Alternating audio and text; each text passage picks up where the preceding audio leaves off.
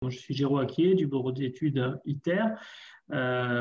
Écoutez, vous avez vu peut-être l'image de Benoît Gadiolet du bureau d'études ITER aussi. Donc, c'est un bureau d'études qui travaille partout en France sur les problématiques de la mobilité en général et qui intervient très régulièrement sur les modes actifs et qui est membre de la PCC au même titre que d'autres bureaux d'études mobilité. Donc, de quoi on va parler aujourd'hui? On va parler des aides qui peuvent vous permettre de développer et de déployer votre stratégie, votre politique vélo. On va plus particulièrement s'intéresser aux aides qui sont disponibles pour les collectivités locales, en tant qu'aménageurs notamment, ou en tant que porteurs d'une politique vélo, ainsi qu'aux employeurs, qu'ils soient publics ou privés. On ne va pas s'intéresser particulièrement dans cette présentation aux aides aux particuliers, parce que c'est un autre sujet et ce n'est pas celui d'aujourd'hui. On va aussi essayer de classer les aides par type d'action. La petite fleur que vous voyez à droite, ça représente tous les types d'actions qu'on peut faire. Donc on peut travailler, élaborer sa stratégie ou évaluer sa stratégie aussi. On peut élaborer, faire des aménagements, des infrastructures, déployer du stationnement vélo, proposer différents types de services, acquérir et gérer une flotte vélo ou, de façon plus globale, travailler sur la culture vélo, sur le management de la mobilité autour de ces éléments-là. Donc, c'est bien sur tout ça dont on va parler. Et en fait, on a fait le choix, alors j'espère que ce ne sera pas trop fastidieux, mais on a fait le choix de vous présenter ça en deux parties principales. D'abord, de regarder les sources. Pourquoi s'intéresser d'abord aux sources? C'est parce qu'une grande partie de ce que je vais vous présenter ne sera peut-être pas valable dans 6 mois ou dans 1 an, parce que beaucoup d'aides sont avec des dates de péremption via des appels à projets ou autres, et il y a beaucoup d'évolutions. Par contre, les sources restent à peu près les mêmes, donc c'est intéressant que vous sachiez où aller chercher l'information. Dans une deuxième étape, on va regarder justement par catégorie d'action, on va revoir ces aides-là avec quelques zooms spécifiques sur certaines aides ou subventions. Et puis on terminera par quelques conseils, sachant qu'après la présentation, on aura aussi un témoignage de Thomas Moutin de l'agglomération de Montauban qui a pu faire financer plusieurs de ces projets dans certains de ces cadres-là. Donc, on va commencer par les sources de financement. Et parmi les sources de financement, mais le premier, ça peut être les collectivités locales. En tant qu'employeur, certaines, vous pouvez, selon vos collectivités locales, hein, ce n'est pas toutes, mais certaines collectivités locales proposent aux entreprises ou aux employeurs une aide à l'acquisition pour des vélos à assistance électrique. La majorité ne concerne que les particuliers, mais certaines propose aussi ça pour les employeurs.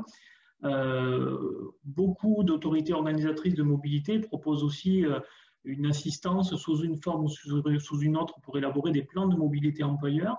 Et évidemment, le vélo peut être un élément très structurant dans votre plan de mobilité employeur. Donc ça peut être une manière aussi de travailler dessus. Par ailleurs, on a souvent des dispositifs où la région, le département, l'agglomération va venir aider des collectivités locales d'un rang entre guillemets inférieur, en tout cas une plus petite échelle, qui se retrouvent être gestionnaires de voirie pour aller financer les aménagements sur voirie dans le cadre d'un schéma directeur vélo. Un deuxième élément, alors, qui est un peu spécifique, même si c'est aussi une collectivité locale, c'est la région qui a aussi la spécificité de gérer les fonds européens. Si vous êtes un territoire, une communauté de communes, une agglo, un PETR, il y a de fortes chances, c'est presque quasi sûr, que vous ayez un contrat avec votre région qui permet de cofinancer un certain nombre d'actions sur le terrain. Un volet de ce contrat peut être consacré aux mobilités durables et plus particulièrement au vélo. Vous avez via la région aussi la possibilité d'accéder à un certain nombre de fonds européens, FEDER, FEADR, LEADER, Interreg, etc. Et puis là aussi, certaines régions, même si elles sont très rares, peuvent participer à l'acquisition de VAE ou de vélos, y compris pour les entreprises. Ensuite, on a tout un volet qui est lié à l'État ou à l'ADEME. Il y a le fonds mobilité active et l'appel à projet continuité cyclable sur lequel on va revenir pour les collectivités locales. Un appel à projet qui va être relancé incessamment sous peu, qui s'appelle TENMOD. Il y a aussi de façon structurelle les dotations de soutien à l'investissement local. On reviendra sur ça aussi. C'est des éléments qu'on peut, en se rapprochant du préfet, obtenir. D'autres types aussi de financement. Et en fait, ce qu'il faut savoir aussi, c'est que d'ici le 30 juin, entre chacun des territoires et l'État, devrait être signé un contrat de relance et de transition écologique qui va regrouper un peu toutes ces aides-là et tous ces contrats, avec l'objectif de financer des choses à très court terme. Donc, si vous avez des éléments concrets, ça pourra très certainement faire l'objet d'un financement dans ce cadre-là. L'État gère aussi le Fonds social européen qui peut contribuer à certaines actions qui permettent d'améliorer la qualité de vie au travail. Donc là, on est plus du côté employeur. Et puis, en tant qu'employeur, il y a aussi un certain nombre d'avantages fiscaux sur lesquels on pourra revenir tout à l'heure. Un autre volet qui est très important, qui est en fait connu en biais, mais qu'on ne maîtrise pas tous, c'est les certificats d'économie d'énergie. Alors, c'est important de s'intéresser à ça parce que c'est des certificats qui sont liés aux quotas, au droit à polluer en quelque sorte, aux quotas d'énergie qui peuvent être utilisés notamment par les producteurs d'énergie. Donc, il y a des quotas qui sont fixés tous les ans et pour les entreprises qui ne les respectent pas, il y a une obligation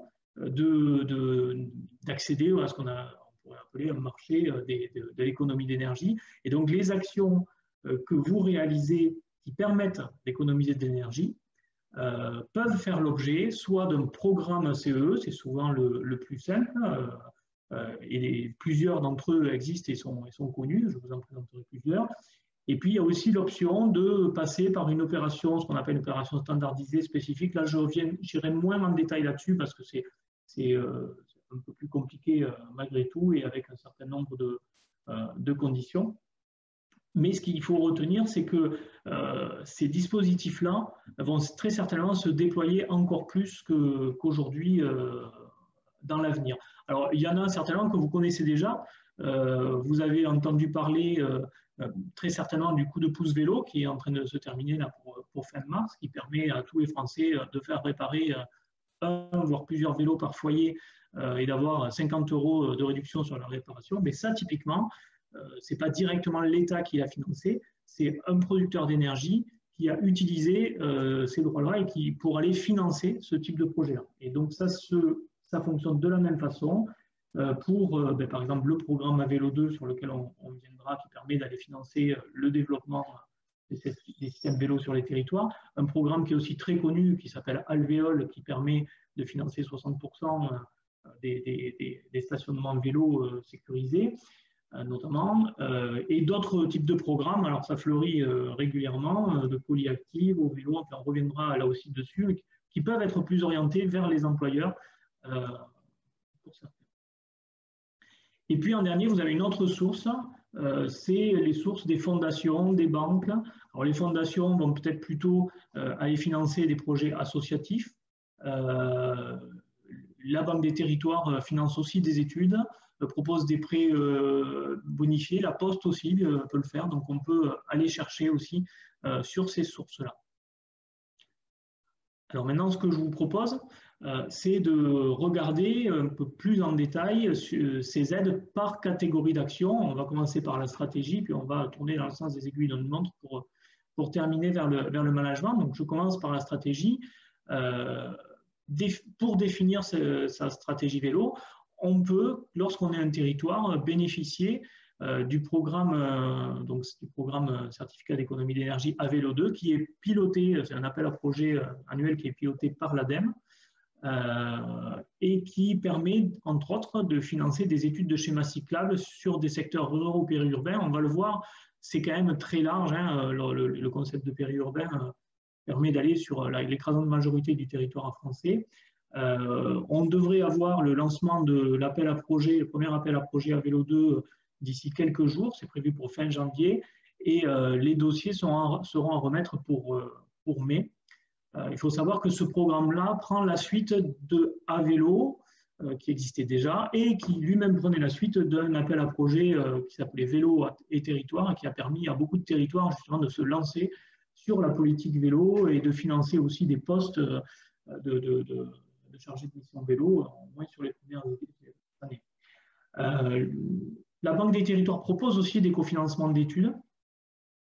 Et puis, il y a d'autres appels à projets qui peuvent être plus larges, hein, comme TenMod, qui est un appel à projet qui, là aussi, qui est en cours et sur lequel il faut répondre pour fin avril, si ma mémoire est bonne,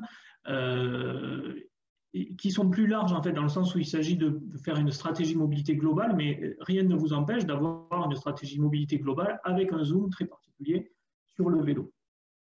Lorsqu'on est un employeur, on a un peu moins d'outils, mais on a un peu moins de besoins aussi quand même, parce que la stratégie peut être montée de façon plus rapide. On peut s'adresser à son autorité organisatrice de mobilité pour voir dans quel cadre on peut avoir ce montage-là de stratégie, notamment dans le cadre d'un plan de mobilité employeur ou des nouvelles dispositions de la LOM sur la négociation annuelle.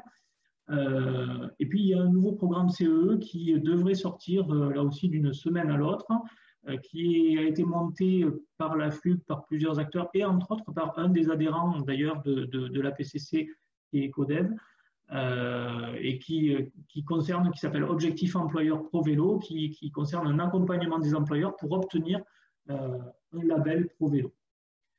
Un petit zoom sur Avelo 2 dont j'ai parlé tout à l'heure, parce que vous allez le retrouver dans plusieurs actions. Les types d'actions qui peuvent être financées par Avelo 2 sont répartis sur 3 axes. Le premier, c'est celui dont je viens de parler. Ça touche à l'élaboration, c'est de l'aide, c'est du financement d'études. En fait. Donc on va trouver ici soit des schémas directeurs, mais parfois des études qui sont soit plus localisées autour d'établissements scolaires, autour de la problématique des commerces et des services, parfois sur l'évaluation d'un schéma directeur qu'on a déjà élaboré quelques années auparavant. Mais aussi on peut aller sur de la planification opérationnelle, voire de la maîtrise d'œuvre sur des itinéraires qui sont particulièrement complexes. Le deuxième axe s'intéresse plus particulièrement aux services vélo, soit sur des territoires qui n'en ont pas encore, soit sur des services un peu innovants comme la location de vélos cargo, des mises en place de cartographie spécifiques, des choses comme ça. Et puis le troisième axe va s'intéresser plus particulièrement à ce qu'on appelait tout à l'heure le management de la mobilité, donc la promotion de la politique cyclable, les actions de type des challenges, de financer des ateliers mobilité dans les entreprises, des formations. Et en fait, le territoire, comme je le disais, c'est très large. L'objectif est d'avoir 400 territoires accompagnés. Et là, on touche en fait toutes les EPCI de moins de 250 000 habitants, ou à l'intérieur des EPCI de moins de 250 000 habitants, donc c'est une grosse EPCI, une agglomération de plus de 250 000 habitants, ça reste possible à condition que les communes concernées, enfin, il faut déployer une action en fait sur des communes qui elles-mêmes font moins de 100 000 habitants. Donc c'est quand même quelque chose qui est très large. Les départements, les PNR, les pays, les PETR peuvent aussi accéder à ces financements-là. Et on est sur des financements qui sont très importants puisqu'on peut monter à 50% des actions, voire plus lorsqu'on est une communauté de communes qui vient juste de prendre la compétence mobilité. Et on aura 2 appels à projets qui sont prévus, un qui démarre là tout de suite et un autre l'an prochain. Si maintenant on passe aux infrastructures, c'est souvent ce qui est le plus coûteux. C'est aussi là quand même qu'il y a beaucoup d'aide. Depuis maintenant quelques années, et ça va continuer encore quelques années, on a un appel à projet tous les ans sur l'accompagnement de la mise en place des continuités cyclables. On peut ajouter à ça les contributions des régions et des départements dans le cadre de leur plan vélo ou des contrats territoriaux, les fonds européens. Si ça ne suffit pas, on peut aussi faire appel à la dotation de soutien à l'investissement local, la DSIL. Et puis, le plan de relance national a tout un volet qui concerne les mobilités actives et donc le vélo. Et là aussi, dans le cadre des contrats que les collectivités vont devoir signer avec l'État d'ici le 30 juin, vous pouvez, a priori assez facilement, faire financer des infrastructures dédiées au vélo. Cet appel à projet continuité cyclable, c'est intéressant d'en parler parce qu'il ressort très régulièrement. On a eu jusqu'à présent 3 appels à projets. Il y en a un 4e qui devrait démarrer cette année. Il y en aura encore, du coup, c'est sur 7 ans, hein, le plan de vélo national. Si on se base sur sur les précédents cahiers des charges, ce qu'on voit, c'est que ça doit financer soit une discontinuité au sens de traverser, faire une passerelle, un tunnel, traverser une infrastructure qu'on ne peut pas traverser actuellement, soit faire un itinéraire sécurisé qui a quand même une distance conséquente. Ce n'est pas pour financer 200 mètres de piste cyclable, c'est plus pour aller financer soit 2 km en ville ou 3 km en milieu rural. Et il y a des conditions, il faut avoir déjà une stratégie qui a été mise en place, il faut justifier l'intérêt, et on a une aide qui peut être très importante, hein, qui démarre à 100 000 euros et qui peut monter à 5 millions d'euros, avec un taux d'aide qui dépend du territoire. Lorsqu'on est une agglomération qui est déjà bien installée, en théorie, on ne peut monter que jusqu'à 30%, mais a priori, il y a des exceptions. Alors, engagement SRAV, en fait, c'est un engagement dans un programme qui s'appelle Savoir rouler à vélo, qui est un programme de sensibilisation des usagers, de programmes dans les écoles, etc. Et puis, on peut monter, alors qu'on est en Outre-mer, jusqu'à 70%, et pour les plus petites intercommunalités ou communes, on peut monter jusqu'à 50% du financement, ce qui est très important.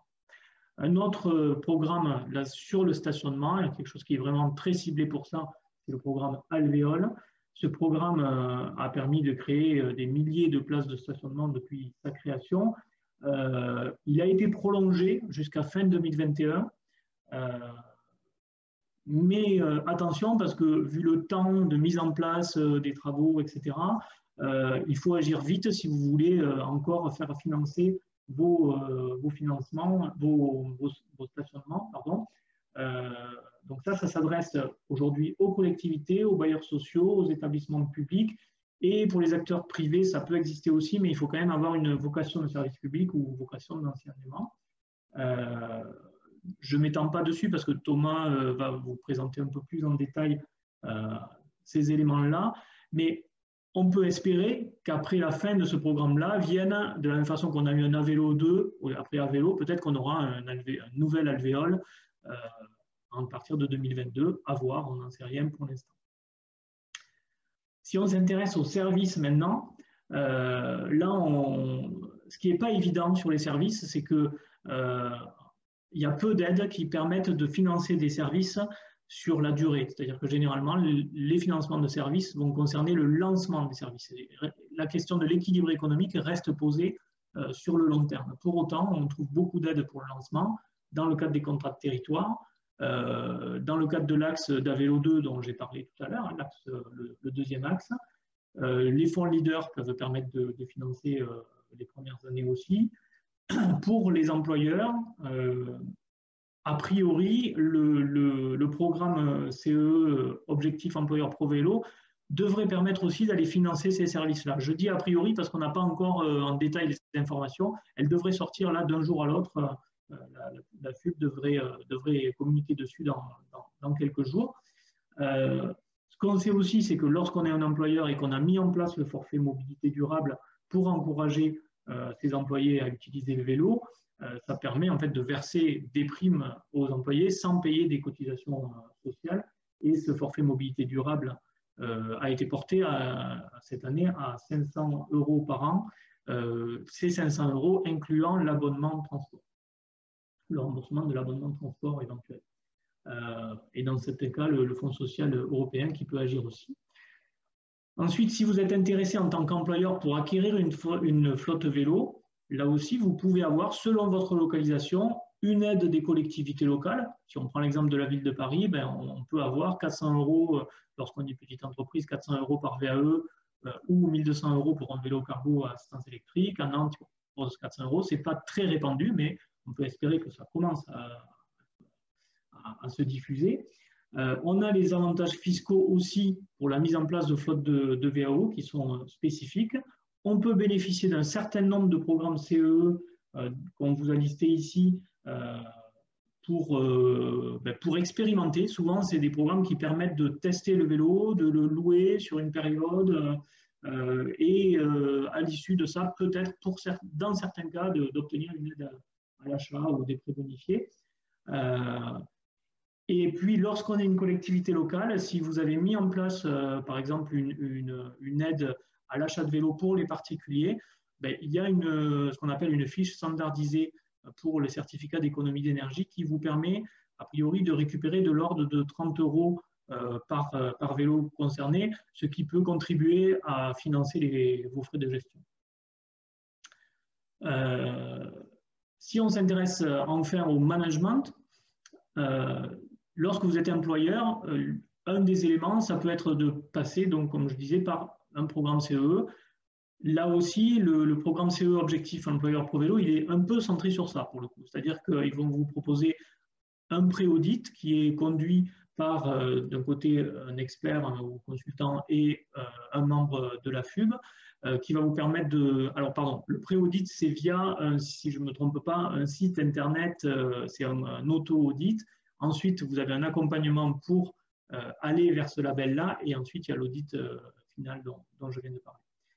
D'autres programmes qui peuvent exister, auxquels il faut s'intéresser là aussi, en fonction de votre activité ou de votre projet. Et puis, en tant que collectivité, là, il y a quelque chose d'un peu plus ciblé, c'est le programme, l'axe 3 d'Avélo 2, qui peut aller financer vos actions de communication, vos événements ou autres. Voire, si on parle de management aussi, dans l'axe 1, les actions d'évaluation. Alors, peut-être pour terminer, quelques conseils à vous donner par rapport à ça. Et le premier, c'est de ne pas forcément commencer par faire votre marché dans les aides. D'abord, un certain nombre d'aides sont conditionnées au fait d'avoir une stratégie. Mais de toute façon, aller choisir une aide parce que, tiens, j'ai tel ou tel truc, tel ou tel élément qui est cofinancé, donc je vais plutôt commencer sur ça, ça peut être une des recettes pour se planter. Il faut d'abord savoir ce que vous voulez faire et quel est votre besoin. Et dans une deuxième étape, par rapport aux actions que vous voulez mener, on peut regarder quelles sont celles qui peuvent être financées.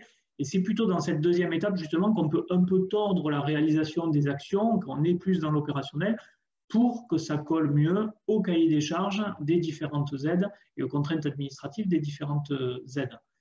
Le troisième conseil qu'on pourrait vous donner, c'est de ne pas avoir froid aux yeux.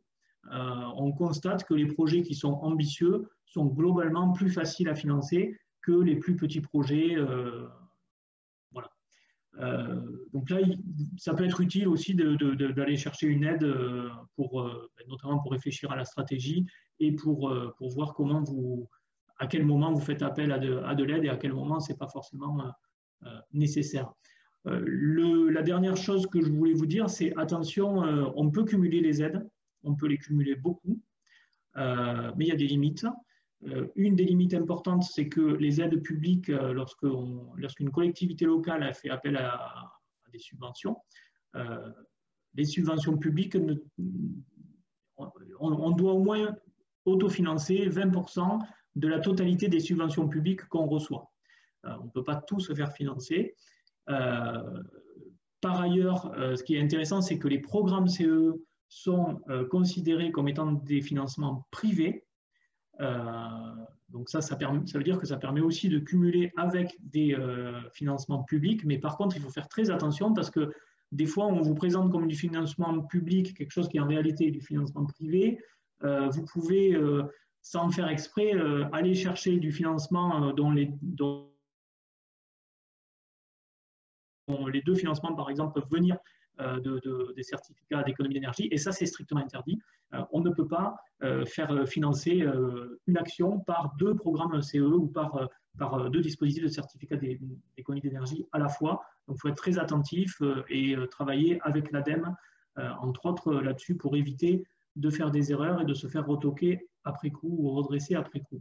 Un bon point de départ, si vous voulez en savoir plus et regarder plus concrètement par rapport à votre situation, qu'est-ce que vous pouvez obtenir, c'est d'aller sur le site France Mobilité qui a une rubrique aide, qui elle-même est en fait un dérivé de la plateforme Aide Territoire et qui liste toutes les aides, en tout cas une grande partie des aides qui sont disponibles en fonction de votre région, de votre localisation, pour votre thématique. On peut louer aussi le travail de Vélo et Territoire qui, déjà il y a quelques mois, a démarré un important travail de veille sur le sujet. Si vous êtes adhérent à Vélo et Territoire, je pense que ce réseau peut aussi vous accompagner. Merci. Je ne sais pas si du coup, il y a des questions, Benoît. Effectivement, il y a pas mal de questions. J'ai essayé de répondre à quelques-unes en direct dans le chat. Je vais t'en poser d'autres au fur et à mesure. Certaines sont assez succinctes, donc peut-être que les personnes qui les ont posées, je vous demanderai de les repréciser dans le chat. Il y a pas mal de questions qui sont résolues déjà, donc vous pouvez jeter un œil sur celle-ci. Il y avait une question sur l'appel à projet Vélo et Territoire. Si on est lauréat de cet appel à projet, est-ce qu'on peut répondre à Vélo 2 ?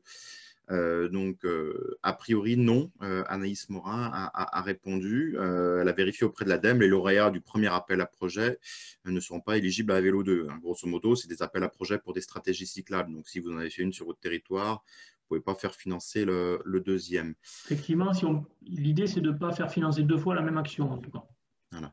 Ensuite, il y avait une question tout au début de ta présentation sur les conseils syndicaux. Est-ce qu'ils peuvent rentrer dans le cadre de la conférence, notamment pour les grosses copropriétés? Alors, je n'ai pas saisi le lien à la conférence. C'est la conférence de ce jour. On en a, effectivement, dans l'exposé qu'on a fait là, on n'a pas précisé les aides qui peuvent exister pour les grosses copropriétés. Je dirais que la très grande majorité, alors, lorsqu'on est un bailleur social, on peut bénéficier, par exemple, d'alvéoles. Mais lorsqu'on est une copropriété privée, pour l'instant, en tout cas, on ne peut pas, à ma connaissance, en bénéficier.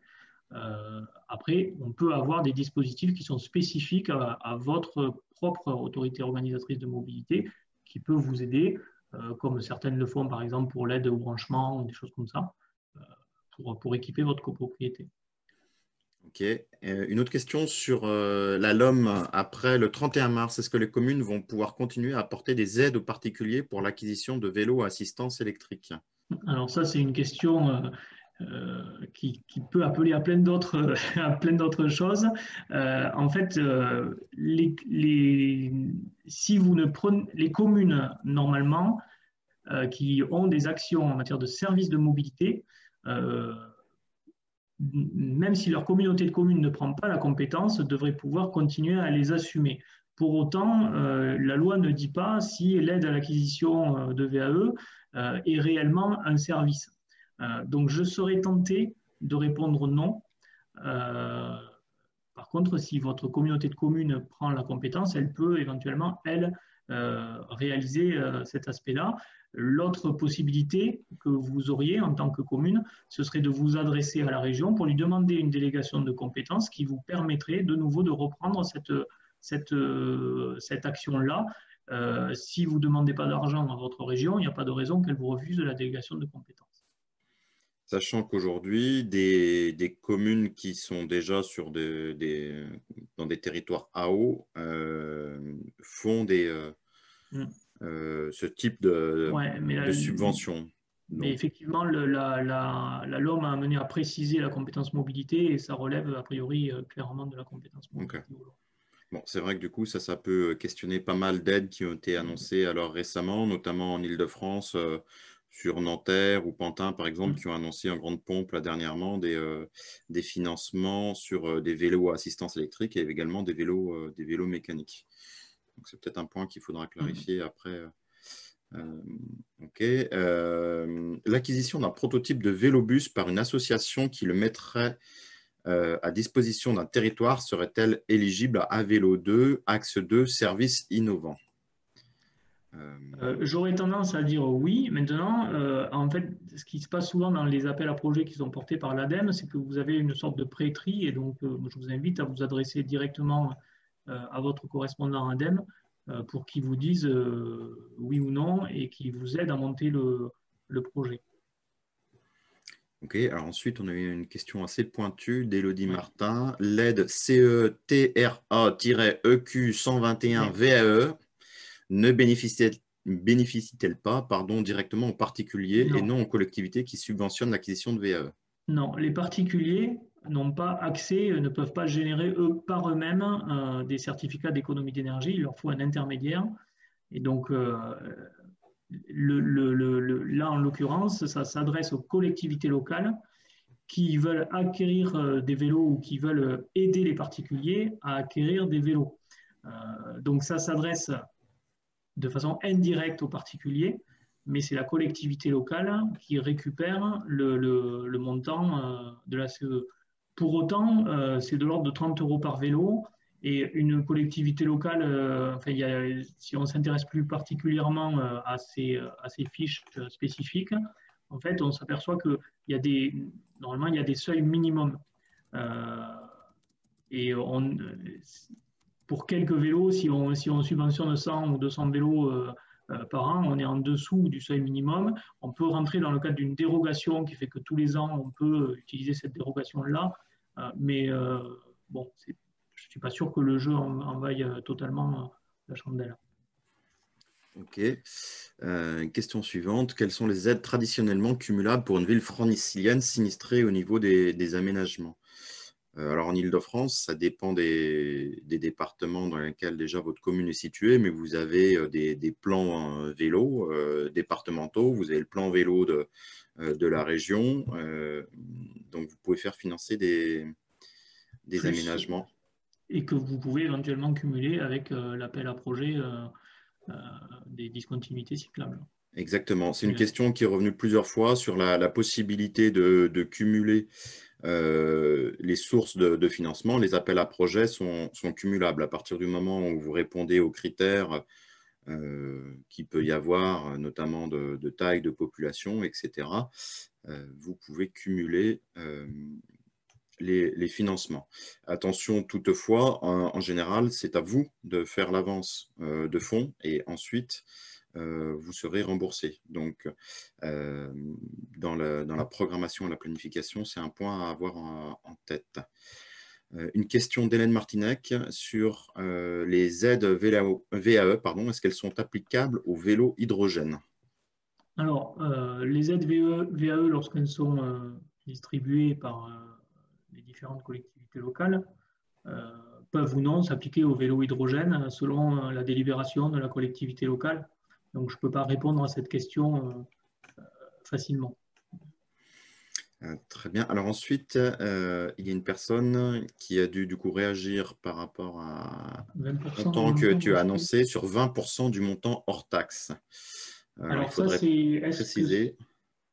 c'est l'autofinancement? Peut-être c'est en rapport avec l'autofinancement. Qu'on travaille sur hors-taxe ou TTC, ça ne change rien dans ces cadres-là. Donc, je ne sais pas trop à quoi vous faites. Si vous voulez compléter votre question pour la préciser, on essaiera d'y répondre. Oui. Alors, ensuite, je vois on s'y perd dans tous ces dispositifs. Ben oui, c'est pour ça qu'il y a eu le travail de l'État, justement, que je citais dans la dernière, là, et notamment avec le cas de France Mobilité, qui peut éventuellement vous aider à préciser. Après, il y a beaucoup de ces dispositifs qui sont quand même coordonnés par l'ADEME.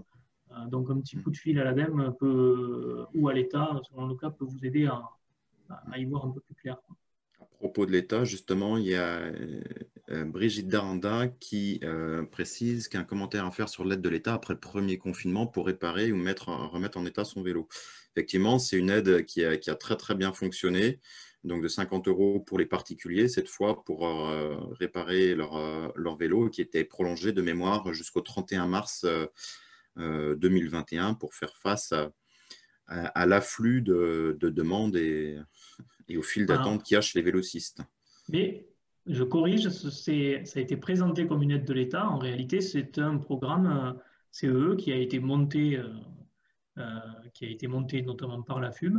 Ouais. Et donc concrètement, ce n'est pas financé par l'État, c'est financé par un producteur d'énergie de type Total, EDF, ou je ne sais plus exactement qui, mais c'est de cet ordre-là. Ok. On revient sur la question pour les copros. Donc, il s'agit d'un projet d'aménagement d'un garage vélo extérieur dans une copro ancienne. Donc là, j'imagine que c'est le lien par rapport à une des toutes premières questions sur la Oui, tout à fait. possibilité pour les conseils syndicaux de, de financer des aménagements dans les copros. Pour, ça dépend de votre autorité organisatrice. Dans tout ce que j'ai présenté, des recherches que j'ai pu faire pour préparer cette présentation, je n'ai pas trouvé d'aide qui était spécifique à l'équipement des copropriétés. Donc, je serais tenté de vous répondre non aujourd'hui. Maintenant, selon votre autorité organisatrice, peut-être qu'il peut y avoir quelque chose qui existe. Il faut voir dans ce qu'ils ont adopté dans le cadre du plan de déplacement urbain ou autre. Okay. Une question sur une stratégie cyclable qui est déjà commencée. Est-ce qu'elle peut encore bénéficier de cette aide? Alors, ça dépend. Si vous avez déjà lancé l'étude et qu'elle est notifiée, que vous avez un marché associé, ça me paraît délicat. Si vous avez commencé en interne et que vous cherchez une aide pour la préciser dans le cadre d'une étude, euh, c'est peut-être plus facile. Par ailleurs, ce qu'on voit dans Alvélo 2, c'est que ce ne sont pas que les études de schéma directeur. On peut aussi préciser, par exemple, faire une étude de stationnement ou aller dans certaines études préopérationnelles pour aller un peu au-delà de la stratégie. Okay. Une question de Patrick Del Tedesco. Alors, ce financement, du coup, je ne sais pas à quel financement il est fait référence. Est-il uniquement pour des nouveaux projets ou peuvent-ils financer des améliorations de pistes cyclables? Peut-être, du coup, Monsieur Del Tedesco, pouvez-vous préciser le financement auquel vous faisiez référence dans le chat et on reviendra dessus par la suite. Lorsqu'on est en DSP, est-ce que l'aide à l'acquisition est différente ou pourrait être complétée et complémentaire? Alors là aussi, je n'ai pas le lien. Je ne saurais pas trop répondre à cette question-là, je pense. Une aide d'État pour l'achat de VE en complément d'une EPCU. Avez-vous des retours et bilans? Combien a été financé? Comment le savoir? Alors, sur la première aide de l'État, il y avait eu un rapport du CEREMA. Cette aide ensuite au niveau de l'État a fortement baissé avec des conditions de plafond de ressources qui sont assez draconiennes, qui fait que peu de personnes sont éligibles et moi j'ai pas connaissance de retour. Ça dépend, je pense, des territoires. Je ne sais pas si en Occitanie il y a une évaluation. Est-ce que l'Occitanie, la région finance en plus de l'État? D'autres territoires financent également en Oui, oui, plus mais de c'est l'État? obligatoire en fait. C'est-à-dire que la collectivité locale doit avoir un dispositif de financement et l'État ne vient que s'il y a une collectivité locale qui complète. Maintenant, on n'a pas de retour récent. Si on n'a pas de retour récent, c'est certain que le nombre d'aides vélo a chuté énormément. Et d'ailleurs, l'évolution de la mesure était peut-être prévue pour ça. Juste la remarque d'Aurélie Saint-Saulieu nous permet de revenir sur une des premières questions. Effectivement, moi je pense que si vous avez déjà bénéficié d'un premier appel à projet Vélo e-Territoire, mais que vous voulez faire financer une autre action, ça, absolument, pour moi, rien ne vous l'interdit. Je ne vois pas en quoi. Si vous voulez refaire un schéma directeur que vous avez déjà fait par ailleurs, non. Mais si vous avez fait financer votre stratégie dans un premier appel à projet et que là, il s'agit d'aller financer des études préopérationnelles, voire une évaluation de votre premier schéma, ça me semble rentrer dans ce que je comprends d'un vélo 2. Maintenant, il faudra regarder plus précisément le règlement de consultation lorsqu'il sortira. Ok, tac, tac. Euh, On va prendre quelques dernières questions ouais, on est rapidement. bientôt au bout. Une remarque, donc vivement le contrat de relance, si j'ai bien compris, qui regroupera les aides. Oui, tout à fait. Entre autres, en tout cas, elles regrouperont les aides de l'État. Euh, donc, après, sur Alors, l'université, sur l'université de Franche-Comté, qui recherche des aides sur l'aménagement de pistes, signalisation au sol, sur les abris eux-mêmes, etc. Je pense que vous allez facilement pouvoir faire financer, si vous faites vite, dans le cadre d'Alvéole, les stationnements. sur les aménagements de pistes sur un domaine qui est un domaine a priori privé, je pense que ce sera plus compliqué. Les entreprises peuvent-elles trouver des aides pour les opérations d'animation, sensibilisation auprès de leurs salariés? Oui, ça c'est je vous invite à vous renseigner dans quelques semaines sur le label employeur Pro Vélo et le programme CE qui est associé, qui Ouais. devrait vous donner quelques réponses. À ce sujet, il y avait une question dans le chat. J'ai répondu en direct pour savoir si ce label Pro Vélo était réservé aux employeurs privés ou non. Et est-ce que Tous les les employeurs employeurs. tous les employeurs, Tous les exactement. employeurs. Je vois une question sur le fait que vous n'avez pas de lien vers Avelo 2. C'est normal parce que Avelo 2 n'est pas encore sorti. Il sortira fin janvier. Est-ce qu'un service de vélo en libre service peut être subventionné quand un service de vélo VLD, donc j'imagine vélo en location longue durée, existe déjà sur le territoire? Alors, Aurélie, bonjour. Euh, je pense que oui, mais il faudra regarder le détail du règlement de consultation de Vélo 2 pour pouvoir répondre. C'est des services vélo pour les territoires qui en sont dépourvus, mais est-ce qu'ils sont dépourvus de tous les services vélo ou du service vélo comparable ou bien parfois ça peut être des services vélo qui existeraient sur une certaine commune et pas d'autres. Enfin, donc là, on ne peut pas répondre comme ça. Ok, allez, bientôt la fin des Voilà. questions. Est-ce qu'Avelo 2 permet de financer un poste d'animateur vélo? Je ne pense pas. Ok. Je ne pense pas. Alvéole et décile sont-ils cumulables? Oui, vous pouvez cumuler la décile avec vos autres Voilà. La réponses, DSIL est appel à une projet. subvention publique, Alvéole est un Une dotation. cofinancement privé, en l'occurrence. Donc, Mais de la même façon, vous pouvez cumuler la décile avec l'appel à projet continuité cyclable, par exemple. dans les limites de 80, enfin, de 20% d'autofinancement. Voilà. Ok, je pense qu'on va s'arrêter là parce que sinon il n'y aura plus de place pour Thomas.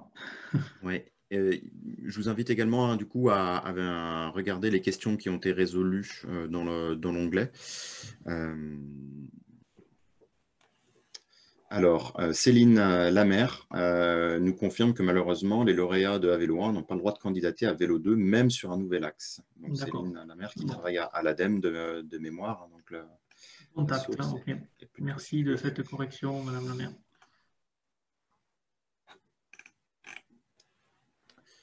Merci pour ce webinaire agréable et constructif dans le chat cette fois. Merci de votre participation, c'est très intéressant, toutes ces questions. On fera, j'imagine, une petite synthèse sur les questions auxquelles on n'aura pas répondu ici pour vous apporter les réponses à vos questions si on peut vous éclairer. Thomas, je te cède la parole. Très bien, merci. J'ai essayé de reprendre le contrôle de la... Voilà, très bien. Donc, j'espère que tout le monde m'entend bien. Bonjour à tous.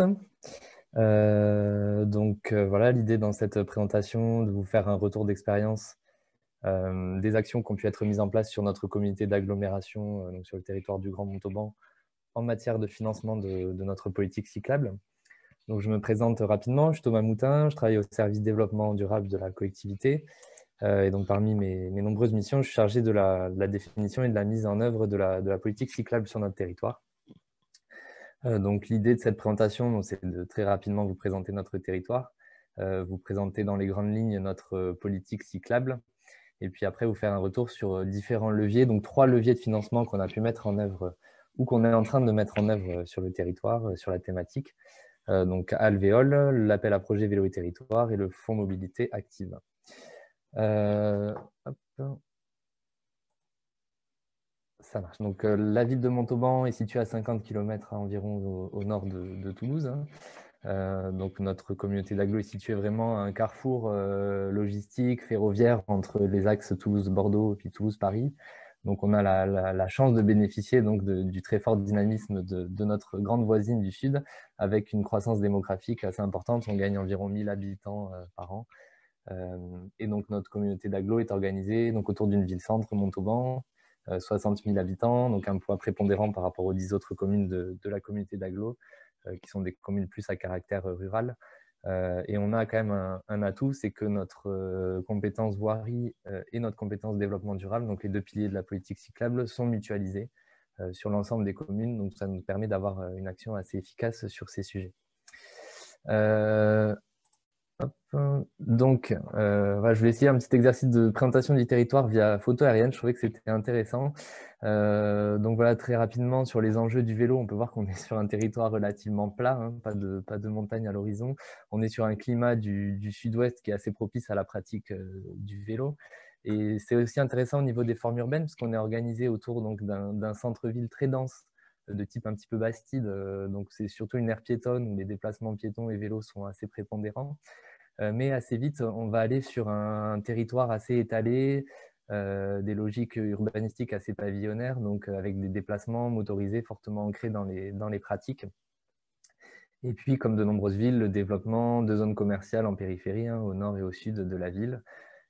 Et enfin, tout un territoire à forte dominance rurale avec des très faibles densités, et puis des voiries à caractère, voilà, des petits chemins ruraux, des voiries de campagne qui sont de plus en plus utilisées du fait de l'expansion démographique du territoire, donc, qui voit leur fréquentation augmenter.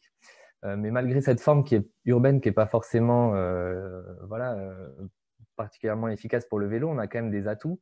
On a notamment une liaison ferroviaire avec Toulouse très performante, parce qu'on a des trains tous les quarts d'heure environ pour la ville de Toulouse. Donc, on a énormément de travailleurs, à la fois toulousains et montalbanais, qui font la navette avec des logiques d'intermodalité qui génèrent de nombreux déplacements en vélo.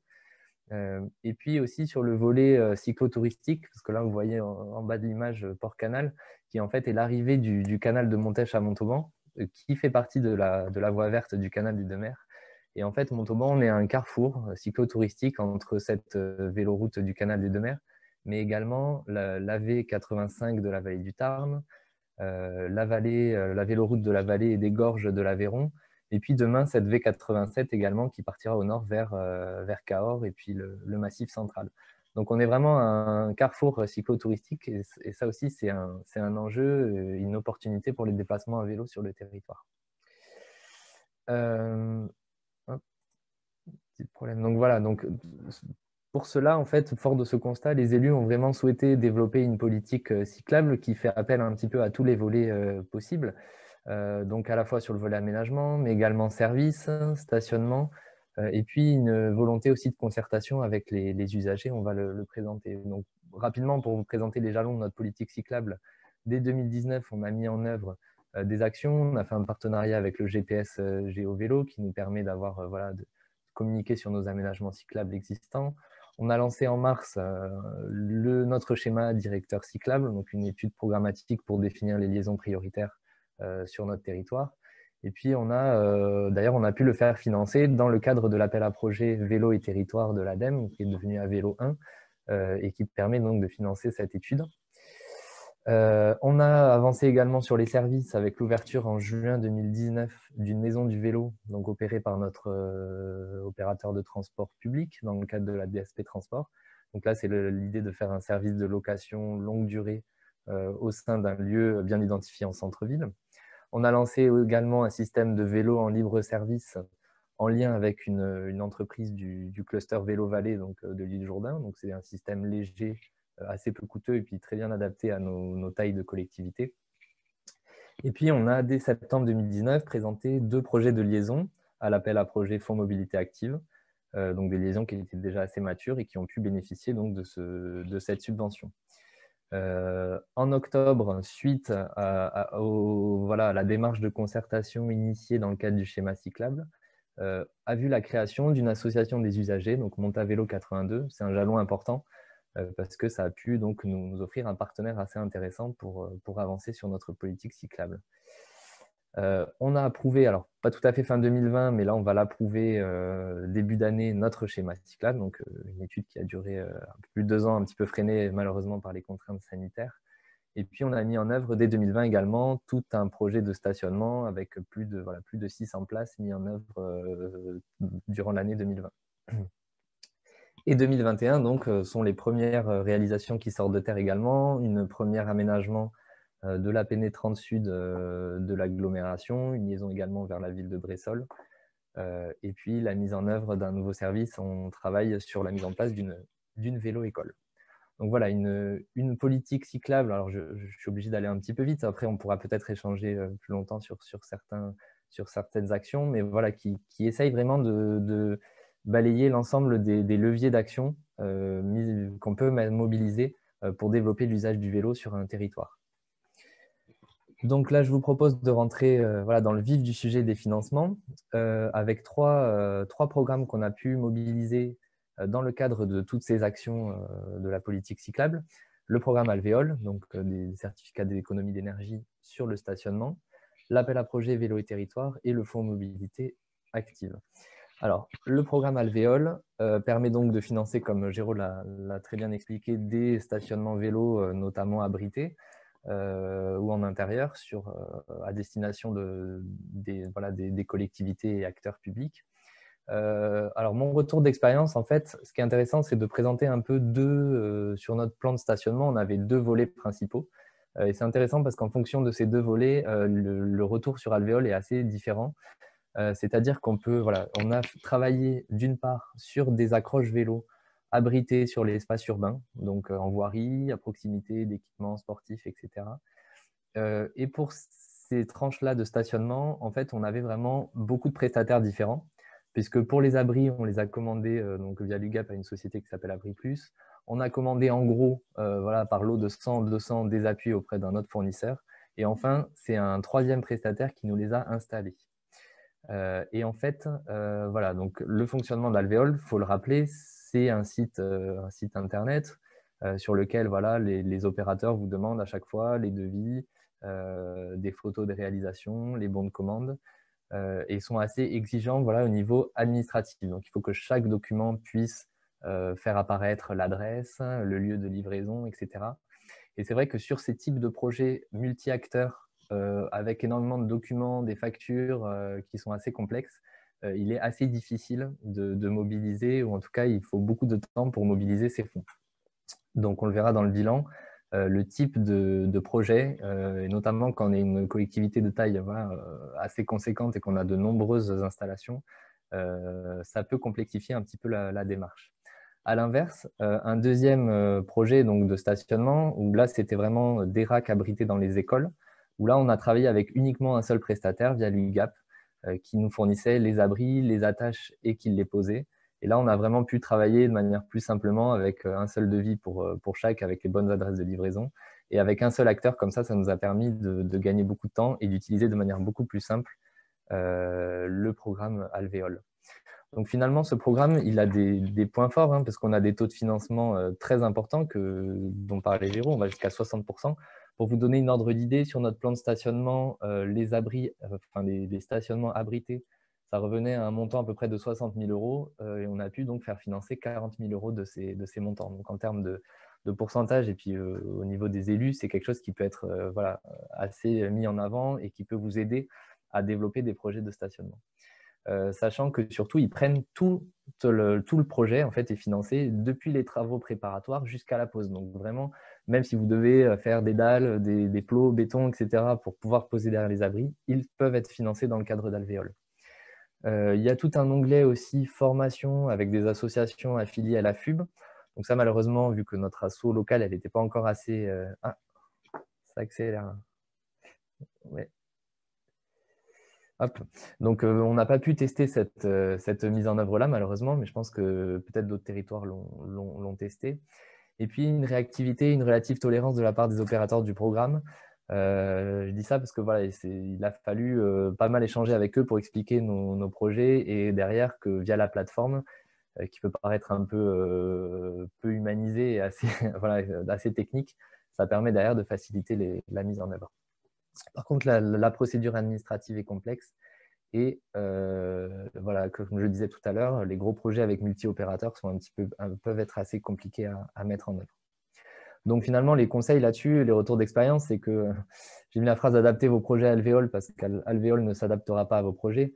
C'est-à-dire qu'en fait, il faut vraiment bien réfléchir en amont, bien prendre connaissance de la plateforme, des types de documents qu'on va vous demander, échanger avec les animateurs du programme pour, en amont de vos projets, que vous puissiez demander à vos prestataires et vos différents intervenants de construire les bons de commande et les factures adaptés au projet. Parce que malheureusement, nous, on a des projets où on y a passé beaucoup de temps et il a fallu redemander à tous les prestataires de refaire les devis et les factures et à la fin, on ne s'en sortait plus. Il y a des projets qu'on a abandonnés au niveau du financement par rapport à ça. Et bien faire attention voilà, aux factures et aux lieux de commande, de faire apparaître à chaque fois le lieu de livraison, etc. Donc, c'est un outil qui est très, très puissant en termes de financement, mais quand même, voilà, j'alerte sur les complexités parfois administratives de ce projet. Au niveau de l'appel à projet vélo et territoire, nous, on s'est inscrit là-dedans parce qu'en termes de calendrier, il y avait une volonté de l'ADEME et on voulait vraiment s'inscrire dedans sur la mise en œuvre de cet appel à projet en amont de lancement du plan vélo. L'idée, c'était vraiment de pouvoir doter les collectivités de moyens humains, de stratégies, pour derrière prendre un peu le wagon en route et pouvoir mobiliser dès la première année les financements du plan vélo. Et du coup, c'est un appel à projet très intéressant parce qu'il a pu financer différents axes. Nous, il nous a financé par exemple 50% de notre étude de schéma directeur cyclable. Hein, voilà, sur les 40 000 €, on a eu 50% pris en charge. On a pu mobiliser également l'axe 2 sur la mise en œuvre de services vélo avec l'acquisition de vélos électriques et de vélos cargo pour notre service de location longue durée. Donc ça aussi, c'était des montants intéressants, 50% de financement. Et puis sur la communication, alors même si la fête du vélo a dû être malheureusement un peu annulée, du fait du contexte sanitaire, on a bon espoir pour 2021 de pouvoir faire financer notre vélo école, là aussi à hauteur de 50%. Ce premier appel à projet permettait également aux collectivités de s'équiper, si je puis dire, en chargé de mission vélo. Mais nous, on n'avait pas sollicité cet axe-là, parce qu'on avait déjà les ressources humaines disponibles pour mettre en œuvre ces projets-là. Et enfin, le dernier point, en fait, cet appel à projet permettait aussi de constituer un réseau donc de collectivités lauréates, et je pense qu'il va pouvoir s'enrichir avec les nouveaux lauréats de deuxième édition. Et en fait, ce qui est intéressant, c'est que voilà, on a eu des réunions, des journées techniques avec les différents chargés de mission vélo. Il y a une animation de l'ADEME qui est assez performante là-dessus. Il y a un gros réseau d'échanges de mails. Bon, on a énormément de mails. Là, j'en ai par exemple 120 non lus sur le réseau à vélo. Mais bon, en tout cas, dès qu'on a besoin d'un retour d'expérience, on peut vraiment aller chercher dans les mails. Il y a énormément d'échanges des collectivités là-dessus. Et puis, ils ont mis en place un outil qui s'appelle le cycloscope, qui est en fait un indicateur, un tableau de bord en fait, avec les indicateurs.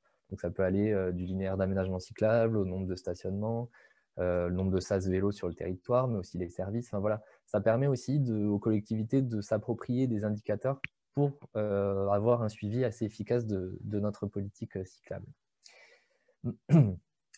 Et enfin, donc le dernier financement, c'est le fonds mobilité active. Alors celui-là, c'est vraiment pour nous, on l'avait identifié, on l'avait marqué comme le fonds phare de la politique cyclable.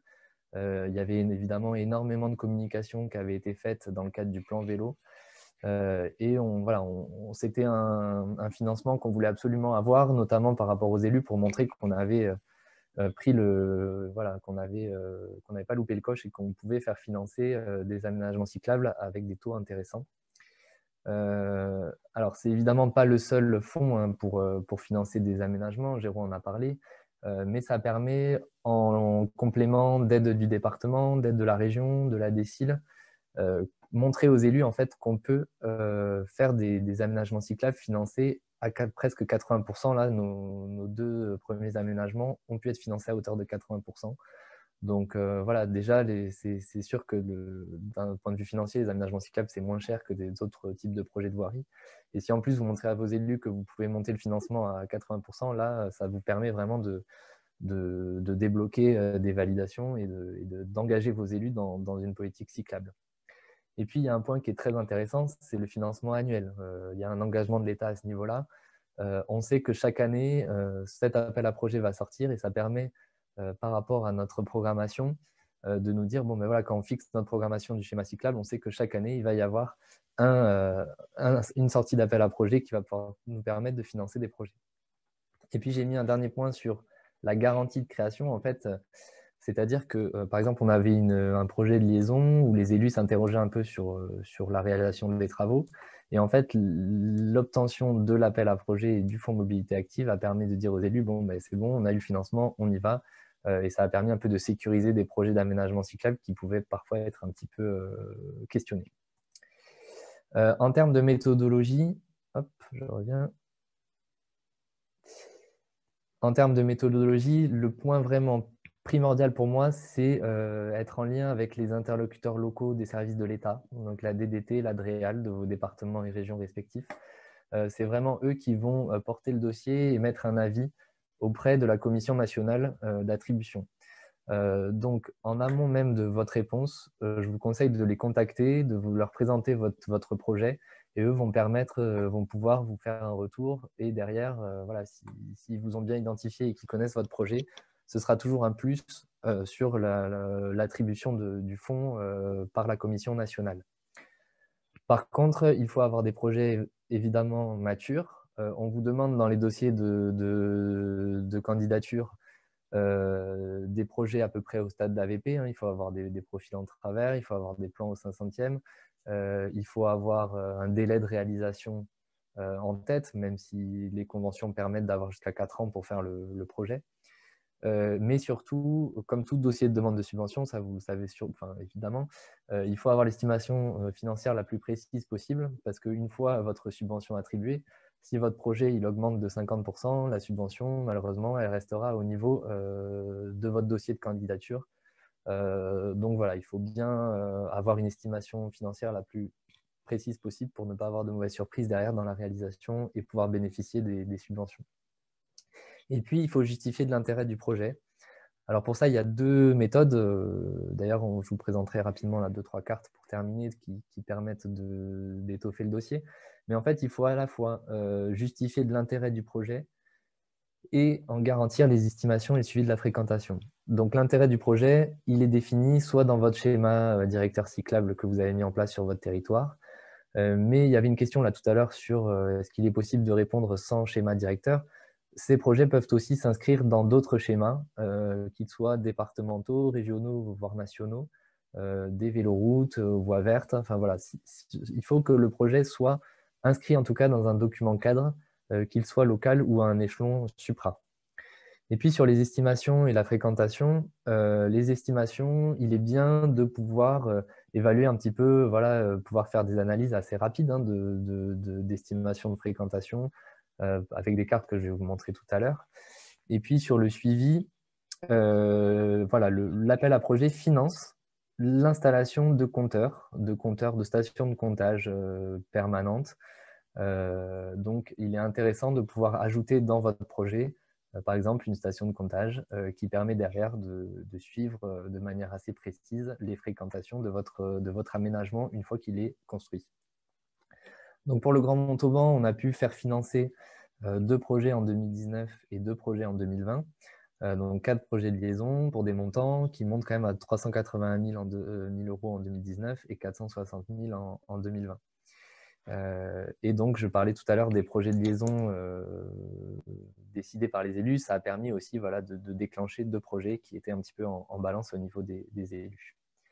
Et puis voilà, juste pour terminer, bon, je ne sais pas si on voit très bien, mais peut-être que vous pourrez le voir en suivant de cette présentation, des cartes qui ont permis, nous, qu'on a mis dans les dossiers, qu'on a travaillé d'ailleurs avec ITER, qui nous accompagnait là-dessus sur le schéma cyclable et puis sur les premiers dossiers de demande de subvention, fonds mobilité active. En fait, qui vous montre un peu une méthode toute simple pour estimer la fréquentation. Donc, en fait, le projet de liaison qui est en rouge, voilà, est cartographié au sein des différents... voilà, donc là, à gauche, vous avez une carte avec les emplois et puis les principaux équipements. À droite, vous avez le projet de liaison par rapport situé aux habitants, au nombre d'habitants, et puis en vert, des quartiers politiques de la ville. Et puis une troisième carte qui nous a permis de sortir des chiffres, en fait, c'est d'estimer le nombre d'emplois et le nombre d'habitants situés à moins d'1 kilomètre et 3 km de l'aménagement, qui derrière a mené à une part modale, en fait, nous a permis de sortir un chiffre de fréquentation. On a pu mettre dans notre dossier qu'on estimait, je ne sais plus combien, tant de cyclistes quotidiens sur l'aménagement. Et voilà, ça permet d'étoffer un peu d'étoffer la demande de subvention. Voilà, donc j'ai C'était un petit peu rapide. Merci pour votre attention. Et je pense que c'est intéressant de poursuivre éventuellement avec des questions. Merci beaucoup, Thomas. Eh bien, merci Thomas. Donc, tu as déjà répondu à une première question qui était qui est l'LBE qui accompagne Montauban. C'est nous. Alors, il y a plusieurs questions sur un peu le fonctionnement interne. Donc, combien de personnes pour gérer tous ces dispositifs et ces travaux au Grand Montauban? Qui a la compétence voirie? Est-ce que c'est la commune? Est-ce que c'est le PCI, etc. Peut-être qu'on peut faire un petit éclairage sur le Grand Montauban. C'est vrai que c'est un peu particulier. C'est un EPCI qui ne compte pas beaucoup de communes. Exactement. On a la chance, entre guillemets, parce que c'est vrai qu'on a des voisins hein, qui s'arrachent un peu plus les cheveux au niveau de la compétence voirie sur le nombre de communes, avec des nombres de communes importants et puis une compétence voirie morcelée. Nous, on a la chance d'avoir, donc en effet, 11 communes. Le poids de Montauban, qui est quand même important par rapport aux autres en termes de décision. Et puis, une compétence, je le disais, voirie mutualisée. Donc, c'est bien le PCI qui a la compétence voirie sur l'ensemble du territoire. Après, en termes de ressources humaines, donc moi, en gros, mon poste, il est à 50% sur la mobilité. Donc, c'est vrai que ces derniers temps, les aménagements cyclables ont pris beaucoup de place sur ces actions. Donc, en gros, un demi-ETP sur la politique cyclable. Et puis derrière, sur la réalisation, j'ai mes collègues de la voirie voilà, qui travaillent également sur les travaux et sur la mise en œuvre. Sachant que sur la mise en œuvre des aménagements, on a également, là, on vient de lancer un marché de maîtrise d'œuvre qui va nous accompagner sur la réalisation des aménagements cyclables inscrits dans le schéma directeur pour nous permettre d'aller un peu plus vite, parce que je ne l'ai pas dit, mais les élus ont annoncé un budget d'1 million d'euros par an sur la réalisation d'aménagements cyclables. Donc derrière, ce million, il va falloir le dépenser et faire sortir des projets assez vite. Donc il va nous falloir des ressources pour ça. Okay. Question suivante sur la création de l'association d'usagers que tu mentionnais. Qui en a été à l'initiative? Alors, on avait, dans le cadre de l'étude, fait des ateliers d'habitants voilà, avec vous sur l'accompagnement, qui ont permis de recueillir un peu les besoins des usagers. Et c'était intéressant parce qu'il y avait une cinquantaine de personnes qui étaient venues, donc une soirée, travailler sur les aménagements cyclables. Et en fait, ces personnes-là se sont rencontrées dans le cadre de cet atelier et voilà, la mayonnaise a pris et ils ont décidé de d'abord constituer un groupe de travail. Donc, ils étaient une petite dizaine, assez motivés. Et puis, en quelques mois, ils sont passés d'un groupe de travail un peu informel à la création d'une association. Ils se sont inscrits à la FUB. Et puis là, ils sont déjà plus de 210 adhérents. Donc, sur un territoire comme le nôtre, c'est quand même assez conséquent en termes de personnes. Et ils ont commencé dès les municipales un travail de lobbying assez efficace, voilà,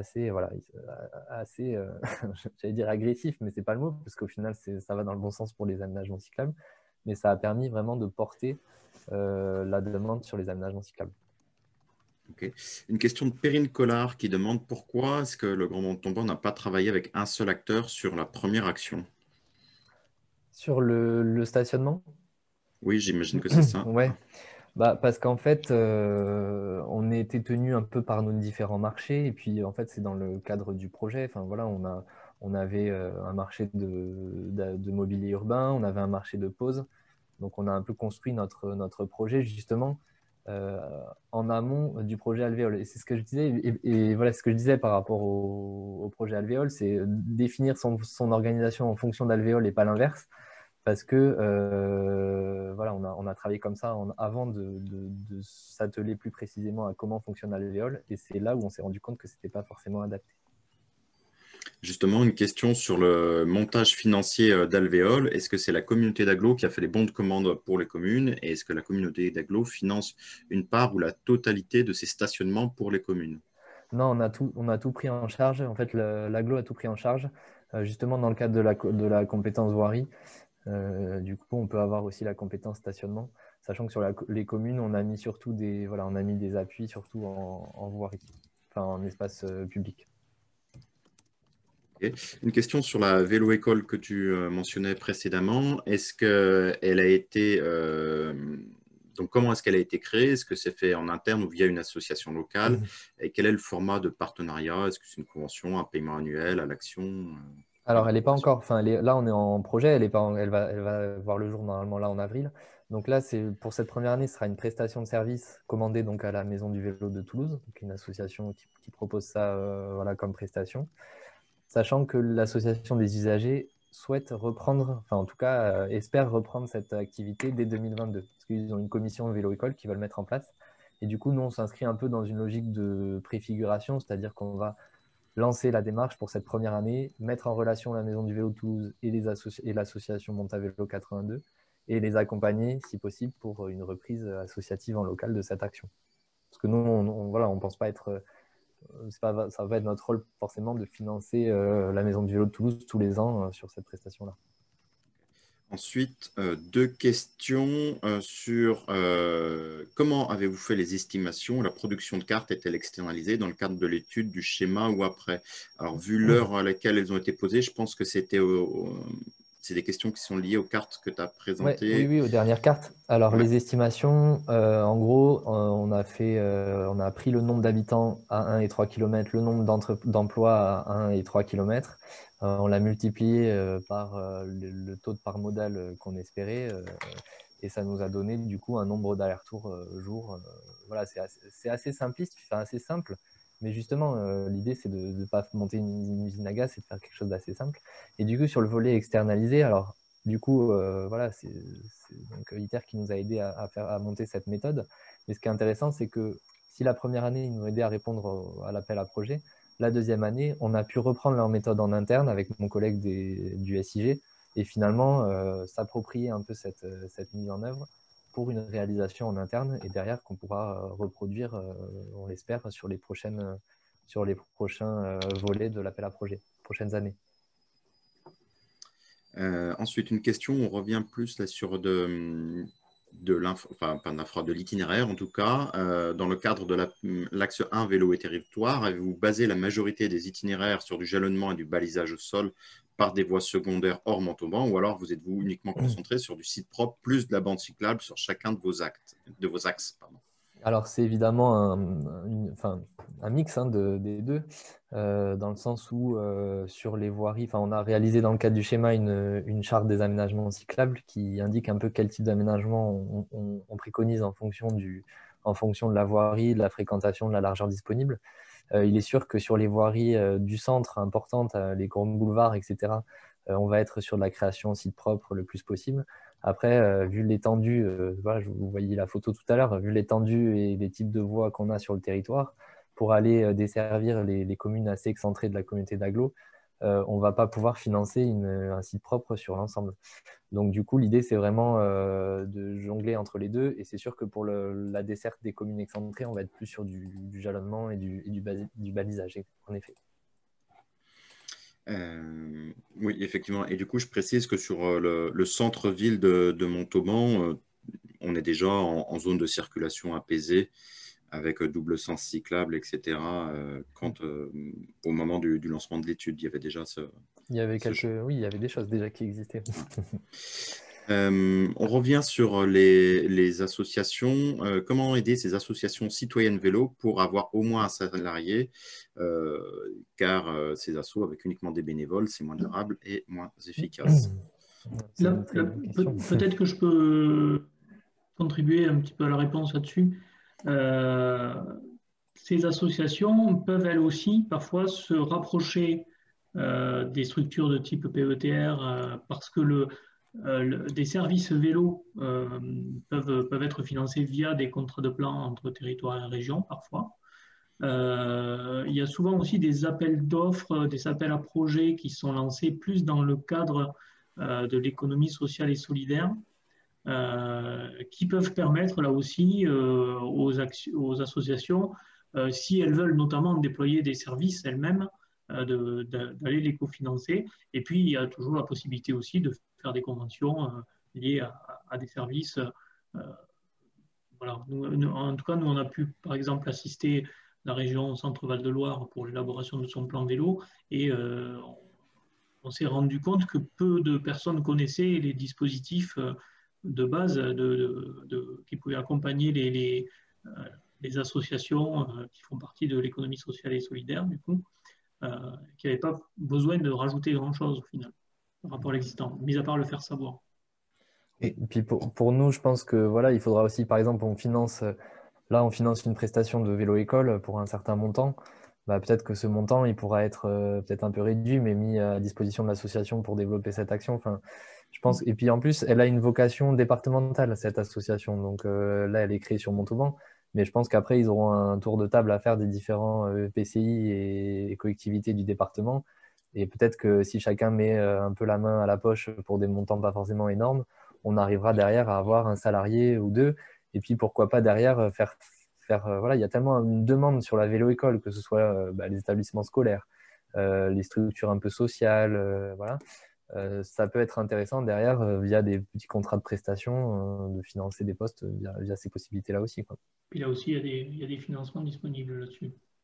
Oui. Et éventuellement, si on part sur de l'atelier de réparation ou d'autoréparation, certains territoires ont travaillé avec des associations d'insertion par l'emploi pour développer ces services là où il n'y avait pas de vélocistes, etc. Et donc, sont allés chercher là, des financements au niveau de la directe, par exemple, en associant un volet retour à l'emploi, personnes au chômage de longue durée, insertion, etc. Et puis un volet développement de services vélo sur la réparation. Voilà. Du coup, il y a quand même pas mal de solutions possibles, mais ça dépend des besoins locaux et du service proposé.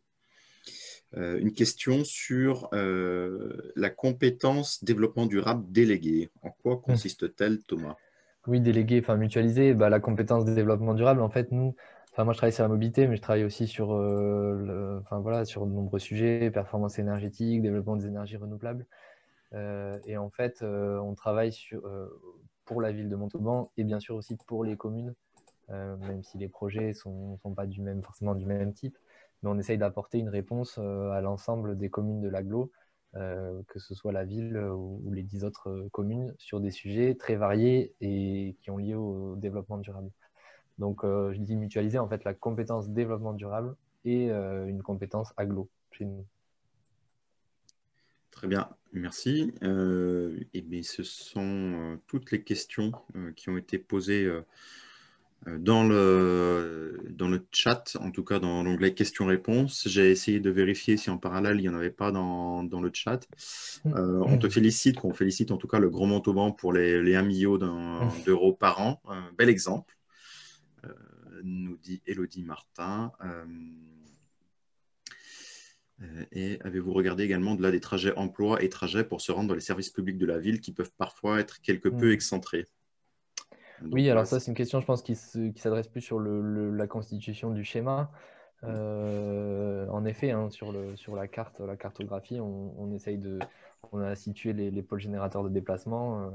On a par exemple un lycée qui est un peu loin, on essaye de le relier parce que c'est un établissement intéressant au niveau du vélo. Donc, tout à fait, dans la stratégie, on prend en compte l'ensemble des équipements à desservir. Ouais. Très bien.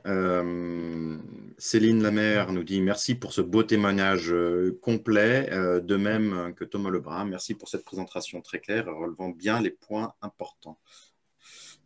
Je vous remercie. Je vous souhaite un bon appétit vu qu'il est déjà 12h30 et à bientôt dans une prochaine webconférence de la PCC.